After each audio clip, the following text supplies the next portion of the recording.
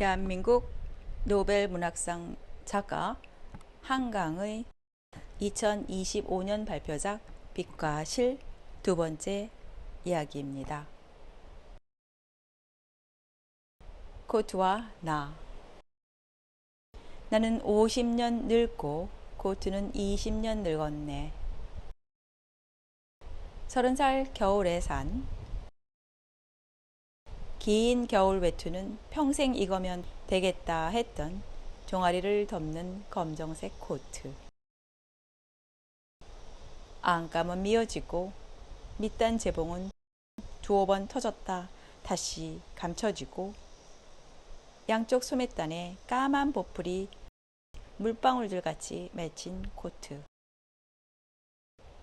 50년 늙은 내가 20년 늙은 코트를 입고 겨울빛 아래로 걸어가네. 벽에 걸어 놓으면 코트는 나를 닮아 어깨가 수긋하고 텅 빈 안쪽 어둠을 안고 있는지 그저 놓아두고 있는지 반으로 접어 의자에 걸쳐두면 코트는 나를 닮아 먼지투성이 몸을 곧잘 구부릴 줄 알고 어깨를 짚고 들어 올리면 바닥에 스치며 무겁게 허리를 펼 줄도 알고 나는 50년 늙고 코트는 20년 늙어 팔을 뻗으면 소매가 순순히 따라오고 깃을 세우면 내 목은 움츠려져 거기 감기고 내가 코트를 입을 때 코트도 나를 입는지 겉감이 안감을 당기고 안감이 겉감을 두르듯 코트는 나를 안고 나는 코트를 업는지 나는 50년 늙고 코트는 20년 늙어 함께 이별한 것, 끌어안은 것, 간절히 기울어져 붙잡았을 것, 그러다 끝내 놓친 것 헤아릴 수 없네. 나는 50년 늙고 코트는 20년 늙어 어느 날 헤어질 서로를 안고 업고 겨울빛 속으로 걸어가네. 북향방. 봄부터 북향방에서 살았다. 처음엔 외출할 때마다 놀랐다. 이렇게 밝은 날이었구나. 겨울까지 익혀왔다. 이 방에서 지내는 법을. 북향창 블라인드를 오히려 내리고 책상 위 스탠드만 켰다.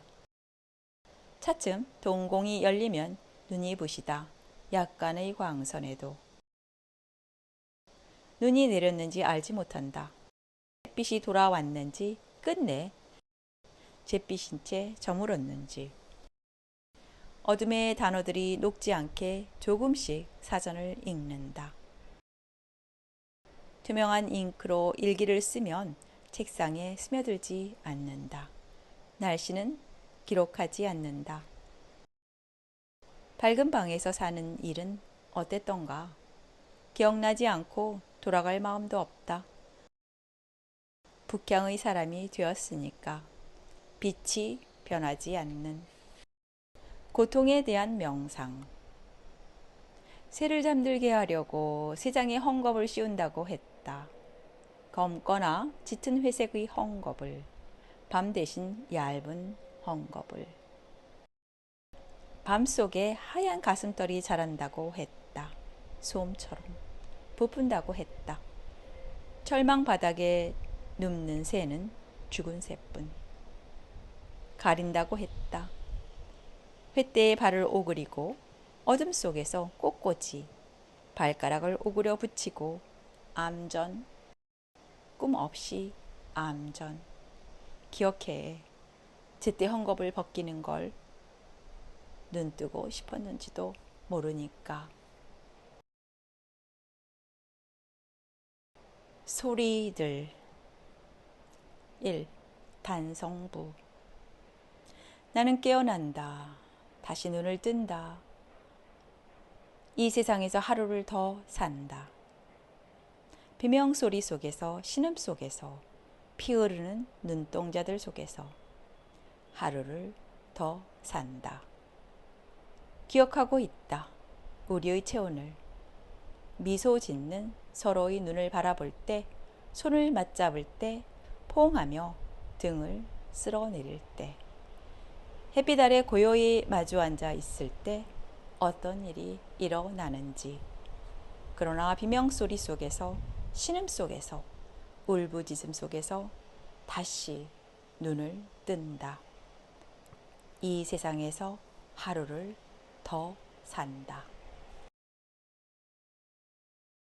2. 성부. 희망이 있느냐고 너는 나에게 물었지. 어쩌면 희망을 찾을 수 있을 거라는 희망. 그런 것도 희망이라고 부를 수 있다면 나에게도 희망은 있어. 1. 내가 나일 뿐이라면 나는 너를 만날 수 없지. 너가 너일 뿐이라면 너는 나를 만날 수 없어. 나는 결코 나로서만 살고 있지 않아. 내가 느끼고 바라보는 모든 걸 나는 살아내니까. 너는 결코 너로서만 살고 있지 않아. 너가 생각하고 사랑하는 모든 걸 너는 살아내니까. 이상하지 않아? 한 번도 만난 적 없는 사람들이 우리를 두텁게 만든다는 것? 두렵지 않아? 결코 통과한 적이 없는 시공간의 겹들이 우리를 무겁게 만든다는 것? 우리는 우리 키와 체중에 갇혀 있지 않으니까 수십억의 겹으로 부풀어 오르니까. 수십억의 겹이 응축돼 단단해지니까. 2. 희망이 있느냐고 나는 너에게 묻는다. 살아있는 한 어쩔 수 없이 희망을 상상하는 일. 그런 것을 희망이라고 불러도 된다면 희망은 있어. 우리는 우리 키와 체중에 갇혀 있지 않으니까. 3. 합창. 내 모국어의 안녕은 첫인사이자 마지막 인사. 강세와 어조와 맥락으로 구별할 수 있다. 하나. 안녕, 만나서 반가워. 안녕, 잘 가. 안녕, 다시 만났구나. 안녕, 다시 만나자. 둘. 그러나 구별할 수 없다. 어느 쪽인지. 강세와 억양이 없다면, 한 개의 단어도 곁에 없다면, 맥락도 상황도 없다면, 그저 안녕이라고 속삭이기만 한다면, 오직 안녕이라고 소리치기만 한다면. 셋. 최초의 유동하는 없음이 있었다. 힘도 무게도 아니었던 그것이 비물질과 물질 사이의 경계를 넘어 10⁻43승 초의 찰나를 통과해 폭발한 확률적 순간. 그 후 우리는 여기까지 왔다. 끝없이 서로에게서 멀어지면서 영원히 회전하면서 불타면서 식어가면서 빨려 들어가면서 팽창하는 우주가 임계에 닿으면 다시 수축해 한 점이 될 거라고 어떤 이들은 말한다. 유동하는 없음으로 되돌아갈 거라고. 다시 임계를 넘어 폭발하는 확률적 순간이 온다고 말한다. 넷. 안녕. 만나고 헤어졌던 우리는. 안녕. 만난 적도 헤어진 적도 없는 우리는. 다섯. 시작도 끝도 없이 날개를 펼쳤다 접으며 날아가는 나비처럼 우리가 통과하고 있는 이것이 몇 번째로 수축하고 팽창한 우주인지 우리는 알지 못하고. 여섯. 안녕. 안녕. 안녕. 내 모국어의 안녕은 첫 인사이자 마지막 인사. 아주 작은 눈송이. 아주 작은 눈송이. 너는 춤추듯 느리게 춤추듯이 왔지. 내 얼굴로. 다른 모든 눈송이들처럼 수직으로 떨어지지 않고 어쩐 일인지 내 얼굴을 향해 날개를 폈지. 그리곤 어디로 가 버렸니? 널 다시 보지 못했어. 제목 아주 작은 눈송이. 북향정원. 15평 대지에 딸린 10평 집을 3년 전 봄에 샀다. 46살에 내 명의로 온전히 갖게 된 최초의 집이다. 조용한 보행자 골목에 있다는 점, 해를 가리는 높은 건물이 주변에 없는 단층집이라는 점이 마음에 들었다. 무엇보다 대문을 열고 들어선 순간 조그마한 다른 세계에 들어온 것처럼 느껴졌던 설명할 수 없이 온화한 공기의 감각이 좋았다. 여름에 장금을 치른 뒤 최소한으로 집을 고쳤다. 지붕과 벽과 기둥을 그대로 두고 바깥의 화장실만 안으로 들였다. 부엌의 레이아웃은 항공기의 주방처럼 조그맣게 그렸다. 집의 크기에 맞춰 책의 절반을 미리 처분한다 해도 남은 책들을 꽂으려면 수납 공간이 턱없이 부족했기 때문이다. 대문을 여닫고 출입하기 위한 한평 공간을 제외하면 마당은 약 4평 정도인데 집의 일조량을 확보하려면 화단을 북쪽 벽에 붙여야 했다. 가로 180cm, 세로 40cm의 긴 직사각형 땅에 흙을 채우고 벽돌로 반뼘 높이의 턱을 쌓은 것이 정원의 밑그림이 되었다. 봄이 되면 뭘 심을까? 궁리하며 그의 겨울을 보내는 동안 가장 자주 떠오른 것이 라일락 향기였다. 대학 시절 학교 서문 근처 골목을 걷다가 어느 집 담장 안에서 흘러나온 라일락 향기에 놀라 멈춰섰던 기억이 나서였다. 수유리집 마당에 심겨 있던 옥자마도 못지않게 자주 떠올랐다. 8월 하순에 하얀 꽃들이 피는 걸 볼 때마다 곧 가을이 오는구나 생각했었다. 대문 안쪽에 어머니가 꽃씨를 뿌려 늦봄마다 피어나던 모란의 커다란 꽃송이들도, 목련나무 그늘에 평상을 두었던 기억도, 감나무를 올려다보며 새빨간 홍시들을 샜던 기억도 났다. 과실나무를 꼭 한 그루 심을 수 있다면 뭐가 좋을까? 나는 상상했다. 살구? 자두? 모과? 넝쿨을 끝없이 뻗어나가는 포도는 어떨까? 과실이 열리진 않지만 장미는 능소하는. 마침내 봄이 되어 무척 애띄어 보이는 조경사님을 소개받았다. 평생 도시 사람으로 살아온 나로서는 제대로 나무들을 심어낼 자신이 없었기 때문이다. 집으로 찾아온 조경사님을 만나 이렇게 작은 현장은 처음이네요 라고 그가 말했다. 1시간 동안 이야기를 나눈 끝에 조촐한 목록을 완성했다. 미스킴 라일락, 청단풍, 불두화, 옥잠과 호스타와 맹문동.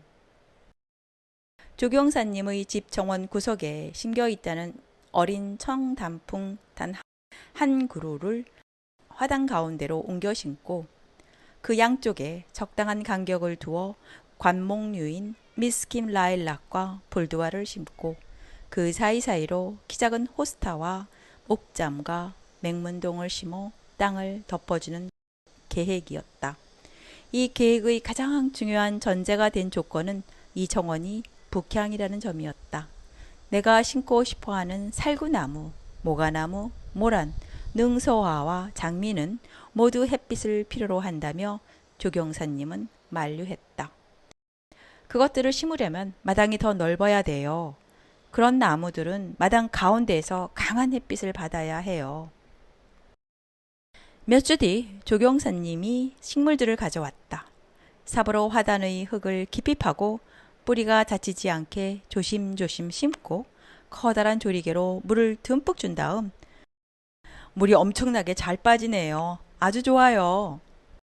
조경사님은 앞으로의 관리법을 알려주었다. 아무리 작아도 정원은 정원이라 품이 많이 들 거예요. 그는 웃으며 경고했다. 그늘에서도 잘 자라는 아이들이긴 하지만 그래도 건강하게 크게 하려면 거울을 이용하시는 것도 좋아요. 거울이요? 놀라 되묻는 나에게 그는 설명했다. 남쪽으로 비치는 햇빛을 주는 거예요. 반사시켜서. 여기는 종일 빛이 없잖아요. 남쪽으로 비치는 햇빛을 주는 거예요. 그 말을 들은 밤, 각도가 조절되는 탁상용 거울 3개를 주문했다. 여기는 종일 빛이 없잖아요. 그 거울들이 적당한 각도로 눕혀 햇빛을 모아 나무들에게 보내주며 1년쯤의 시간을 보낸 뒤 같은 거울 3개를 더 주문했다. 올 봄에는 추가로 2개를 더 주문해서 이젠 8개가 되었다. 햇빛이 무엇인지 나는 정확히 알지 못했다. 이 정원을 갖게 되기 전까지는. 20대 후반까지 단독주택에 살긴 했지만 가장 많은 시간을 보낸 수유리 집에서 내 방은 북향이었던 데다 남양 거실은 마당 건너 2층 집에 막혀 있어 햇빛의 움직임을 제대로 관찰할 기회가 없었다.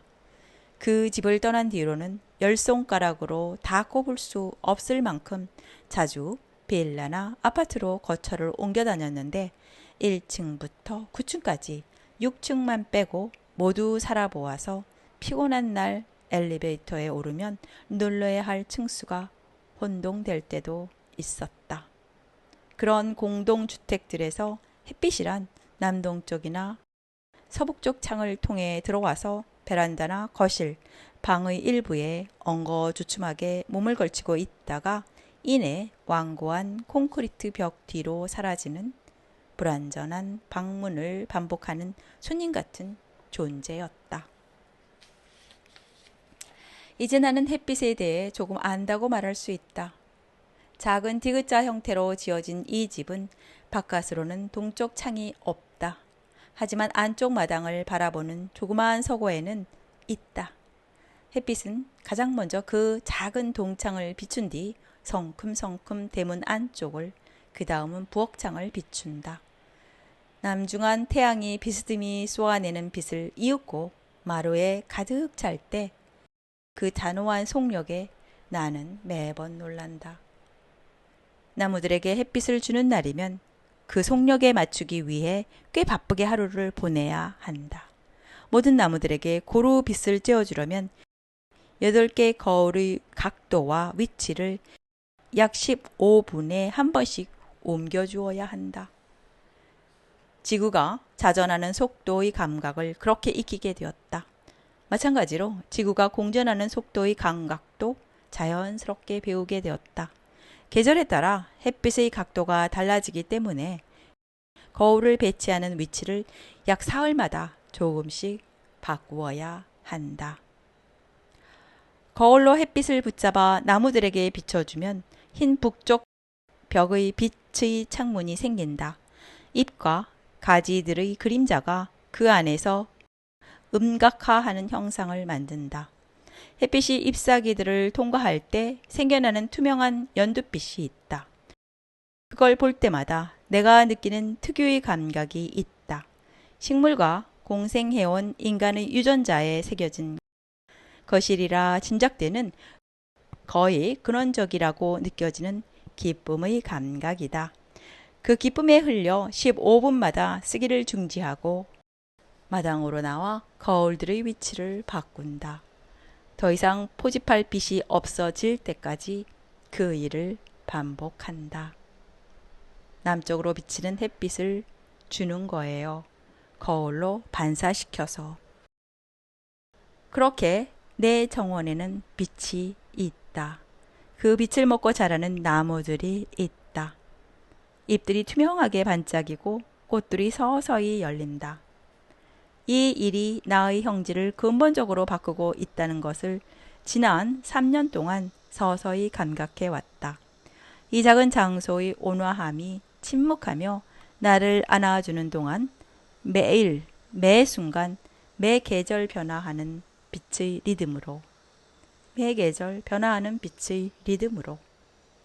2022년씀. 정원 일기. 2021년 3월 21일. 화단이 마당 북쪽에 있어서 나무들이 햇빛을 볼 수 있도록 거울 3개를 놓았다. 남중하는 햇빛이 느리게 거울을 지나가면 창문 같은 빛이 벽에 비친다. 2020 3월 22일. 메스킴 라일락이 연두빛 잎이 돋았다. 6.25 때 파병되었던 미국 군인이 이 관목을 한국에서 가져가 아마도 인연이 있는 여인이었을 미스킴이라는 이름으로 학명을 붙였다고 한다. 그러니까 한국의 토종 라일락은 나무가 아니라 관목인 거다. 지난주에는 앵두나무 분재와 블루베리를 화분으로 드렸는데 앵두꽃은 이제 피고 있고 블루베리 꽃은 봉우리를 머금었다. 호스타는 용맹하게 자라고 있다. 겨울 내내 마치 말라 죽을 것 같았는데 부활하듯 땅을 뚫고 나와 힘차게 쏟더니 이제 그만 결기를 품듯 잎사귀를 천천히 펼치고 있다. 3월 23일. 지난해 5월에 라일락, 불두화, 옥자마, 맹문동을 화단에 심고 6월엔 어린 단풍나무를 추가로 심고 꽃땡각 나무 화분을 들였다. 다행히 모든 나무들이 그 여름 54일 동안의 기록적인 장마를 살아남았다. 3월 24일. 야생화 씨앗을 빈 화분 3개에 뿌렸었는데 4월 뒤부터 싹이 트더니 2주 만에 꽤 자랐다. 씨앗의 목록은 K 작가님의 친구 원예를 하는 분이 적어주셨다. 설마 다 싹이 틀까 하는 마음에 한 봉 가득 섞여 들어있던 100여 개 씨앗을 전부 뿌렸는데 너무 촘촘하게 싹이 나와 걱정이다. 20개의 목록 중 어떤 씨앗들이 싹 튼 건지는 이제 꽃이 피면 알게 될 것이다. 3월 25일. 블루베리꽃 봉우리가 햇빛을 받은 아래쪽 가지에서만 부풀고 있기에 오늘은 거울의 각도를 올려주었다. 매일 매 순간 빛이 달라진다. 3월 29일. 감동적일 만큼 아름답게 자라고 있는 어린 단풍나무. 양옆에 있는 관목들보다 훨씬 작고 가냘픈 체구였는데 올해 들어 키가 조금 더 커졌다.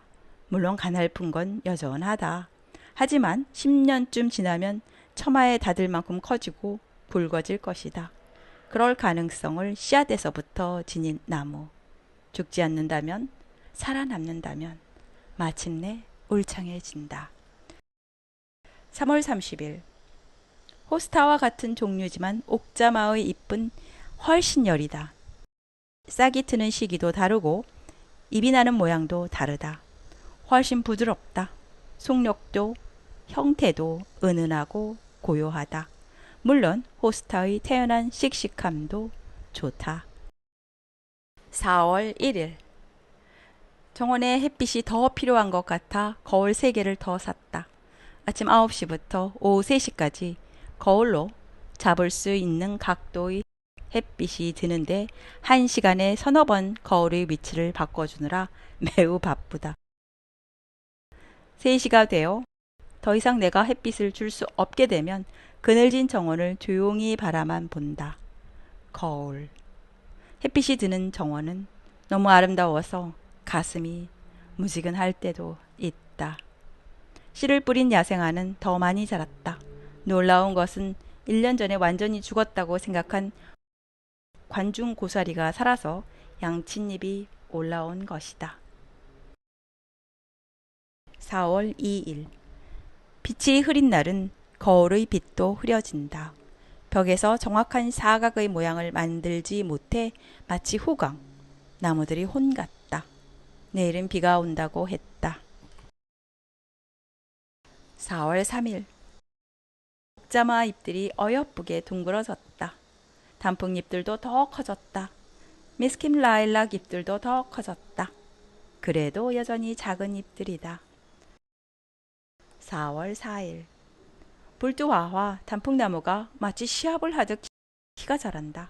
간밤에는 불두화가 조금 더 자랐다.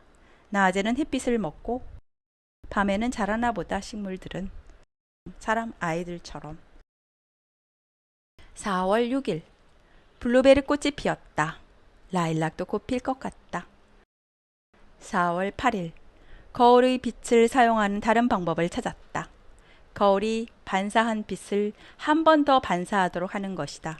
빛이 비스듬히 잎들을 가로지를 때 행복한데 이 감정은 아마 식물과 공생하도록 진화된 인간의 본성인 것 같다.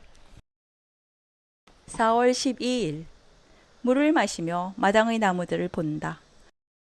봄이 된 지 얼마 되지 않았는데 벌써 여름으로 간다. 4월 17일. 이틀 만에 정원을 자세히 살펴보니 꽃들이 피어났다. 동그란 블루베리 꽃은 블루베리 열매와 꼭 닮았다. 라일락은 희게 피었다. 신기한 것은 작년에 완전히 죽은 줄 알았던 둥글레가 야생화 씨앗들과 함께 다시 싹튼 것이다. 관중 고사리도 그렇게 되살아나서 나를 놀라게 했는데 흙 위로 꼭 죽은 것처럼 보여도 뿌리가 살아있으면 되살 수 있다는 걸 알게 되었다. 4월 18일. 불두와 가지들은 새 같다. 날아오르는 것 같다. 라일락은 왜 계속 하얀 채로 피어 있는 걸까? 작년에는 분명히 연보랏빛이었는데 햇빛이 부족했을까? 옥잠은 무성해졌다. 잎이 둥글고 아름답다. 11살부터 27살까지 살았던 집에서 8월과 9월에 꽃 피던 기억이 나서 심은 것이다. 작년에는 꽃을 피우지 않았는데 올해는 어떨까? 정원을 키울 수는 없으니 내가 레고 인형처럼 작아졌다고 상상했다. 그럼 울창한 숲이겠지? 압도하는? 4월 23일. 1. 라일락에 살짝 보랏빛이 들었는데 작년처럼 진하지 않다. 색이 옅어지는 이유가 뭔지 알아봐야겠다. 2. 내가 벽으로 거울빛을 쏘아주지 않자 단풍나무가 스스로 마당 한가운데를 향해 몸을 틀었다. 3. 블루베리 흰 꽃에 보라색이 들고 있다. 4. 관중 고사리 작은 잎이 또 나온다. 뿌리를 뽑아야 해 라는 말을 이해하게 됐다. 뿌리에는 힘이 있다. 4월 24일. 어제 대문을 열고 들어와 정원부터 보았는데 나무들이 힘들어하는 게 느껴졌다. 갑자기 기온이 오르니 물이 부족했던 거다. 서둘러 물을 주었는데 저녁이 되니 처진 잎들이 다시 살아나기 시작하는 게 느껴졌다. 앞으로 일주일 동안 비 예보가 없다. 4월에 한 번씩 물을 주어야겠다. 4월 25일. 지붕에 노란 꽃이 피었다. 2019년에도 피어 있었는데 내가 걱정하니 목수님이 뽑지 않아도 된다고 했었다.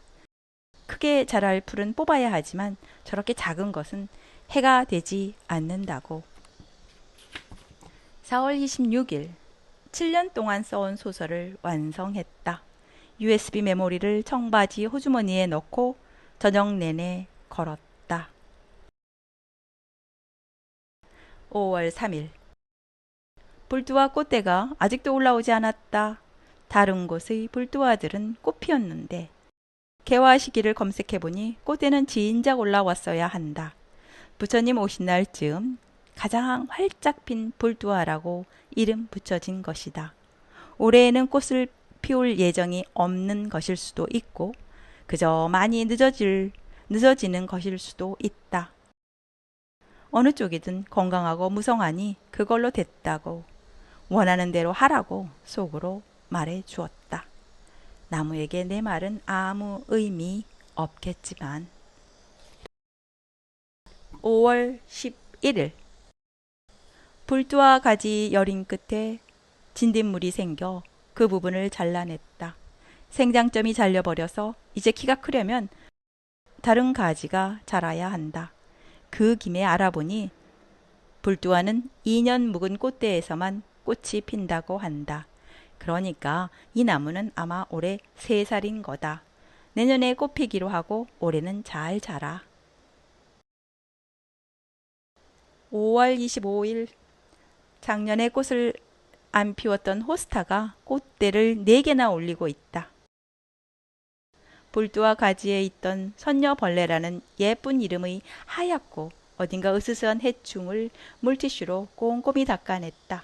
다행히 진딧물처럼 무서운 해충은 아니라서 가지를 보존해도 된다고 했다. 그 일을 하는 사이 거미줄에 막 걸릴 뻔한 파리가 달아나는 걸 보았다. 불두하와 단풍나무와 라일락은 서로의 영역으로 침투해 햇볕을 더 받으려고 투쟁 중이다. 5월 31일 불두하가 너무나 맹렬히 옆으로 뻗어나가 단풍나무 잎을 덮어버려서 막근으로 좀 모아주었다. 햇볕이 좋고 하늘이 아주 파랗다. 6월 3일 블루베리 잎이 무성해 단풍나무를 가리고 열매도 열리지 않아 가지를 좀 솎아주었다. 더 과감하게 가위질을 해야 하는 걸까? 좀 더 마음이 독해질 때 다시 해보겠다. 6월 5일 방금 참새 한 마리가 두 화분들 사이로 걸어다니다 지붕으로 날아올라 사라졌다. 쥐인 줄 알고 기겁을 하며 안경을 썼는데 너무나 어여쁜 새였다. 며칠 전에는 나비도 들어왔었다. 6월 6일 남중 고도가 점점 높아지기 때문에 늘 거울의 위치를 바꿔줘야 한다. 이틀 정도는 괜찮지만 그 이상 시간이 흐르면 거울이 제 역할을 하지 못한다. 지구는 내가 생각한 것보다 빨리 자전하고 공전한다. 식물을 기를 때는 오직 그들이 잘 자라기만을 바란다. 나와 상호작용을 해줄 것을 기대하지 않는다. 농담도 위투도 감사도 따뜻한 말도 필요하지 않다.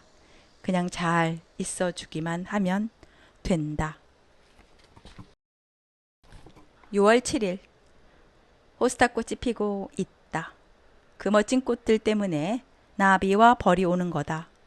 불두아가 누워서 자라지 않게 미끈하게 더 묶어주고 있는데 밑방울이 떨어지고 선녀벌레가 새하얀 솜 같은 몸으로 블루베리 잎사귀 위를 기어가는 놀랍고 으스스한 모습을 보았다. 얼른 잡아서 비닐봉지에 넣었는데 왜 이름이 선녀벌레인지 알 것 같다. 도저히 벌레로 보이지 않는다. 생물처럼 보이지도 이 세상 것처럼 보이지도 않는다. 그런데 그게 기어다니며 식물을 먹는다. 6월 10일 선녀벌레 4마리를 발견해 물티슈로 닦아냈다. 흰 벽에 보호색으로 붙어있는 또 한 마리를 발견해 잡으려는데 갑자기 날아올랐다.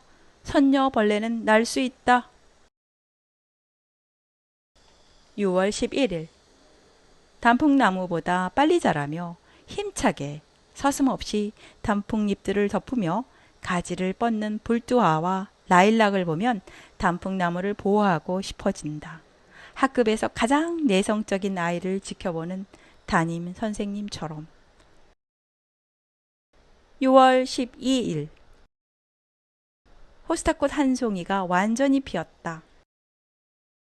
참새 2마리가 지붕에 있다가 마당으로 들어와 단풍나무에 앉아 있다 갔다. 블루베리 화분 옆으로도 몇 발짝 걸어 다녔다. 들어올 만한 곳이라고 새들이 생각했다니 어쩐지 으쓱해졌다. 지붕에서 처음 무슨 소리가 났을 때는 소리가 날 수 없는 방향이라서 놀라 올려다 봤다. 우박일까? 무슨 돌가루 같은 건가 생각했는데 예쁜 새 한 마리가 함석 빗물바지에서 쏙 나타났다. 소리를 내면 안 될 것 같아서 움직이지 않고 가만히 지켜봤다. 6월 20일 꽃땡강 나무에서 꽃이 피었다. 5월에 피는 꽃인데 이제 피는 걸 보면 확실히 마당에 햇빛이 부족한가 보다. 앵두가 익다가 말았고 블루베리는 한 알도 열리지 않았다. 처음 나무들의 목록을 정할 때 조경사님이 과실수는 안 돼요. 북향마당이라서 라고 한 것이 사실이었다. 그래도 꽃은 피어 다행이다. 6월 22일 불두와 잎에 하얀 물감을 뿌린 것 같은 점들이 생겼다. 뭘까? 며칠 돌보지 않아 혹시 선녀벌레가 또 나타나지 않았나 하고 살펴보다 발견한 것이다. 조경사님에게 사진을 보내니 응애라는 답이 왔다. 살충제를 뿌리라고 했다. 그대로 두면 잎이 말라버린다고 한다. 불두와는 빨리 자라고 벌레가 괴롭히는 나무구나. 6월 23일 어제 약국에서 인체에 해가 덜하고 반려동물에게 뿌려도 된다는 저독성 살충제를 사와 불두와 잎들의 뒷면에 뿌렸다. 마스크를 쓰고 고무장갑을 끼고 장화도 신고 나름 준비를 했지만 처음이라 요령이 없어 머리카락에도 이마에도 묻고 무엇보다 내가 제대로 하고 있는 건지 의문이 들어 괴로웠다. 나무 안쪽으로 이미 응애벌레가 고사시켜 바짝 마른 나뭇잎들이 제법 떨어져 있고 붙어 있던 잎들도 내 손이 닿자마자 우수수 떨어져 내리는 걸 보고 이게 간단한 문제가 아니란 걸 알았다. 조경사님이 응애의 계절이잖아요. 저도 응애와 전투 중이에요. 라고 말한 이유를 샤워를 하고 약을 뿌릴 때 입었던 옷을 모두 세탁한 다음 약속에 늦지 않게 나갔다. 늦은 오후 소나기가 내렸을 때는 살충제가 다 식혀 바닥까지 적셨을 거란 생각에 응애가 깨끗이 사라질 거란 희망에 기뻤다.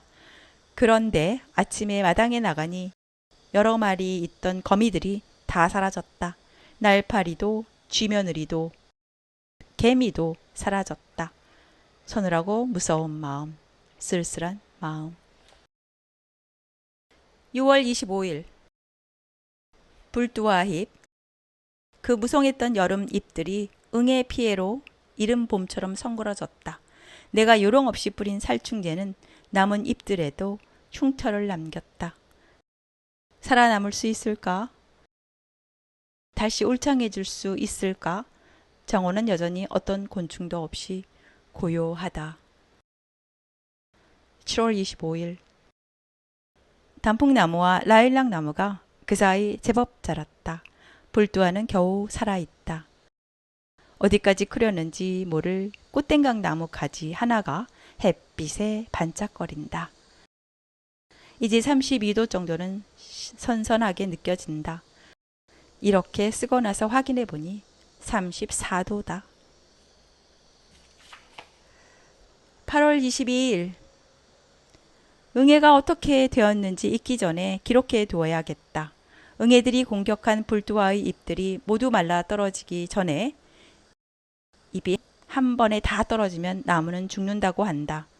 모든 잎사귀들의 뒷면에 다시 일일이 살충제를 뿌렸다. 살아남은 몇몇 응애들이 살충제가 묻어있는 불두와를 떠나 블루베리의 앵두 분재 화분으로 옮겨간 모양으로 며칠 안 온 사이 그 잎들을 갈색으로 바싹 말라버렸다. 어떻게 해야 할지 몰라 일단 두 화분을 대문 밖으로 내놓았다. 밤에 75리터 종량제 봉투 2장을 사와 넣으려고 보니 화분들이 사라져버렸다. 재활용품인 줄 알고 구청 청소과에서 실어간 것이다. 그렇게 마당이 단출해졌다. 조그만 생태계의 감염병과 방역 방제를 경험한 셈이다. 이제는 화분을 더 드리고 싶지 않다. 있는 생물만이라도 잘 키우고 싶다. 8월 24일 올해에도 옥자마는 꽃을 피우지 않았다. 거울빛을 비추어 줄 때 옥자마에도 늘 신경을 썼지만 부족했던 거다. 9월 5일 책이 나와 며칠간 정원을 들여다볼 틈이 없었다. 파주로 가는 택시를 기다리는 잠깐 동안 살펴보니 단풍잎 5장이 빨갛게 물들고 있었다. 10월 13일 가을에 햇볕의 각도가 어떻게 변하는지 날마다 배운다. 거기 맞춰 거울의 위치도 조금씩 바꾼다. 11월 6일 모든 나뭇잎들이 물들고 있다. 11월 15일 10월부터는 어떻게 해도 햇빛의 각도가 거울들에 닿지 않아 내내 나무들이 그늘에 있었다. 햇빛은 점점 더 낮고 길게 누워서 들어오다가 11월이 되자 마루 유리창에 반사되어 나무들이 아래쪽에 닿기 시작했다. 지난 2월을 생각해보면 햇빛이 더 깊게 누워 마루 안쪽 끝까지 볕이 들어왔고 유리창에 반사된 빛이 화단을 온전히 비췄었다. 12월 18일 내 작은 집의 풍경에는 바깥 세계가 없다. 중정이 주는 평화, 내면의 풍경 같은 마당, 행인도 거리도 우연의 순간도 없다. 그걸 잊지 않으려면 자주 대문 밖으로 나가야 한다. 하지만 이 내향적인 집에도 외부로 열려있는 방향이 있다. 마당의 하늘, 그 하늘에서 떨어지는 눈을 오래 보고 있었다. 12월 19일 기와에 쌓인 눈이 햇볕에 녹으며 홈통으로 흘러내리는 소리를 듣는다. 음악 같다. 4월 12일 해가 바뀌고 처음 정원 일기를 쓴다. 며칠 전 단풍나무를 뒤덮었던 100여 마리의 진딧물에 친환경 살충제를 한 마리씩 다 뿌려주었는데 혹시 빠뜨린 진딧물이 있진 않을까? 그 사이 모든 나무들이 진딧물에 덮어버린 건 아닐까 걱정했다. 최악의 상황을 상상하며 약국에서 살충제를 하나 더 사서 오랜만에 대문을 열고 들어왔는데 놀라워라. 모두 무사하다. 모든 나무들이 고요히 잎을 틔웠다. 4월 21일 조그마한 집, 자라는 나무들. 5월 19일 그 사이 진딧물에 덮인 볼두와 가지 2개를 잘라버리고 몇 마리만 있던 가지에는 살충제를 뿌려놓았다. 여린 새 잎만 골라 집중적으로 괴롭히는 진딧물이 밉다. 볼두와 꽃이 올해도 피지 않은 것은 작년에 올해의 병충해 때문인 듯 하다. 7월 29일 식물에 진딧물과 응애가 섞이는 것이 물 부족 때문이라는 사실을 알게 되어 듬뿍 물을 주었다. 올 여름 가장 많이 자란 건 라일락이다. 최대 3m까지도 자란다니 기다려보겠다. 10월 7일 아침에 수도검, 짐, 정화조 청소를 했다. 대문을 활짝 열고 마당을 쓸고 있는데 거의 동시에 오셔서 금세 일하고 가셨다. 정화조 뚜껑 위에 있던 화분들을 미리 옮겨 놓았는데 이 위치도 나쁘지 않은 것 같아 당분간 이렇게 둘까 한다.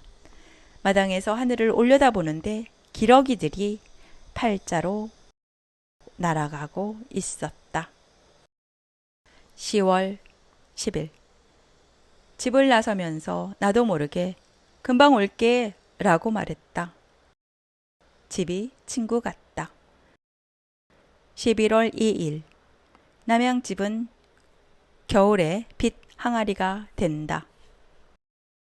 11월 30일 화단의 수도가 동파되지 않게 낡은 외투로 싸매주는 사이 손이 얼었다. 수도 주변으로 라일락이 얼마나 자랐는지 실감이 났다. 12월 2일 어제 엄마가 처음으로 이 집에 오셨다. 그 사이엔 팬데믹 때문에 궁금해만 하다가 시상식에 갈 겸 혼자서 올라오신 것이다.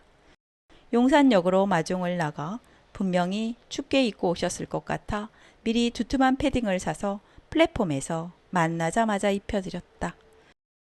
대문을 열고 마당으로 함께 들어서자마자 엄마가 물었다. 세상에, 이 거울은 다 뭐냐? 마루로 들어오셔서는 마당을 내다보며 말씀하셨다.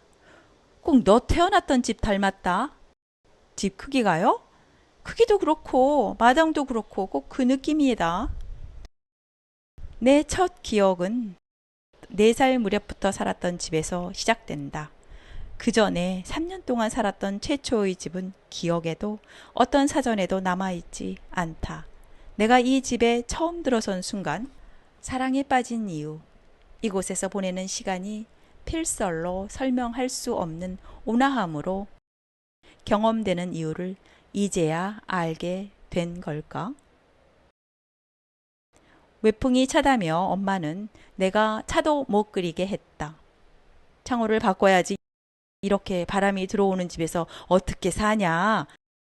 나중에 여유가 생기면 꼭 아파트를 사라. 저 지저분한 거울은 다 버려라. 낙엽도 깨끗이 쓸고 같이 담요를 덮고 모로마주 누워 손을 잡고 시상식에 갈 시간이 올 때까지 이야기를 나누었다. 2023년 3월 20일 하루가 다르게 불두와 잎이 피어난다. 3월 27일 올해는 불두와 꽃이 핀다. 세어보니 모두 7송이다. 나일락도 곧 필 것 같다. 3월 30일 북쪽 벽을 초록으로 가득 채우고 싶다고 생각했는데 시간이 그렇게 해주고 있다. 4월 15일 경이롭다. 불두와 내 키보다 높게 자랐다.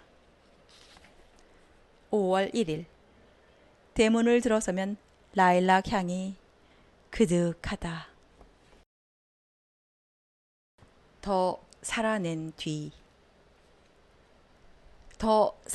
뒤 죽기 전의 순간 이런 생각을 할 수 있을까? 나는 인생을 꽉 껴안아 보았다. 글쓰기로. 사람들을 만났어. 아주 깊게, 진하게. 글쓰기로. 충분히 살아냈어.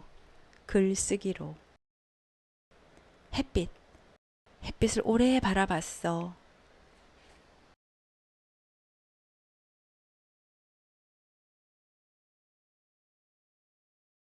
읽고 난 저는 창가로 보이는 산을 오래 바라보게 되네요. 여기까지 책은 마무리됩니다. 그리고 작가가 마지막에 그 자그마한 집 방과 또 그 다음 장에는 어렸을 적 그 적었다는 글씨, 사랑이 난 어디 있을까? 팔딱팔딱 뛰는 내 가슴 속에 있지. 그것을 사진 찍어서 올려놨네요. 빛과 실 책을 다 읽어보면은 그냥 우리가 일상에서 있는 정말 소소한 이야기예요. 그런데도 주는 메시지가 있어요. 작가가 어떤 일간지에서인가 방송에서 올렸던 글이었던 것 같은데 마지막에 이렇게 말씀하시더라고요.